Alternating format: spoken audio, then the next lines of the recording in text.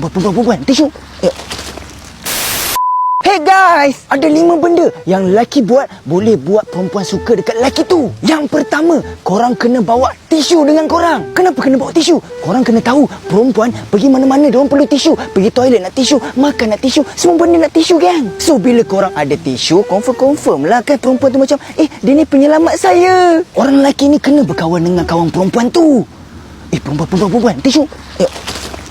Okey, kita sambung balik. Okey, korang kena ingat, perempuan ni dengan lelaki, kalau kita contohlah macam kita nak bersama, nak berpasangan kan, kita mesti macam nak tengok perempuan tu punya karakter, nak tengok sama ada chemistry dengan kita ke tak kan. Perempuan pun sama juga, dia akan tengok kat lelaki juga, lelaki ni ada chemistry dengan aku ke tak. So disebabkan itulah dia nak try tengok kita, kalau dia bawa kita jumpa kawan-kawan dia nak tengok kita boleh tak socialize dengan kawan dia, boleh tak masuk. So kalau pihak lelaki dah boleh socialize dengan kawan-kawan perempuan tu, macam memang boleh masuk semua, confirm perempuan tu suka lelaki tu. Korang janganlah kalau pergi lepak dengan kawan-kawan perempuan ke apa, pegang phone. Korang kena ignore phone korang. Mana boleh korang lepak-lepak dengan orang, korang pegang phone main game ke apa. Macam mana korang nak socialize? Tapi saya tengok juga banyak lelaki kalau keluar dengan perempuan, tiba-tiba macam message masuk ke, call masuk ke, benda tak penting pun nak balas masa tu juga. Sedangkan masa tu dia tengah macam boleh katakan tengah bersembang dengan perempuan tu. Perempuan tu baru macam nak suka dia, dia tengok dia macam tak layan dia. Poin yang kelima ni benda lelaki susah nak buat.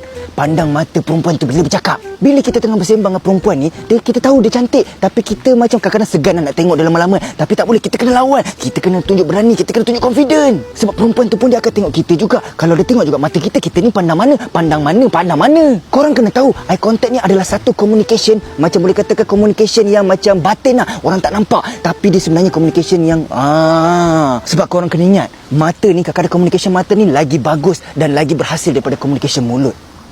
Style. Lelaki dengan perempuan tu kena ada benda yang diorang sama-sama suka. Contohnya macam mana? Perempuan tu suka main game, lelaki tu kenalah suka main game. Perempuan tu suka tengok bola, lelaki kenalah tengok bola. Sebab apa? Sebab benda ni dia akan create bond yang tinggi tau. Contohnya kalau lelaki tu selalu bersama dengan perempuan tu, buat benda ni sama-sama, buat masak-masak sama-sama, so nanti benda tu macam chemistry tinggi. So diorang akan ada bonding yang kuat. Sama macam dalam game. Kalau dalam game kita mesti perlukan team yang kena ada chemistry, betul lah. So kalau kita memang selalu main game dengan kita punya partner, kawan kita, memang confirm lah chemistry tu semakin naik. So cara nak dapat chemistry macam mana? Contohlah kalau macam saya kan, saya selalu pakai Lita. Saya akan macam nak cari kawan untuk main game dengan saya akan cari chemistry. Dalam masa yang sama, saya tak kenal pun dia, tapi saya dah dapat kenal dengan dia, saya boleh bercakap dengan dia, dah kenal daripada situ. Tengok daripada situ, kalau contohlah chemistry dia tinggi dengan saya, daripada situ kita dah tahu dah dialah yang terbaik. Okey, bila korang buka Lita nanti, korang tengok ramai gila yang korang boleh main. Bukan perempuan je, laki pun ada.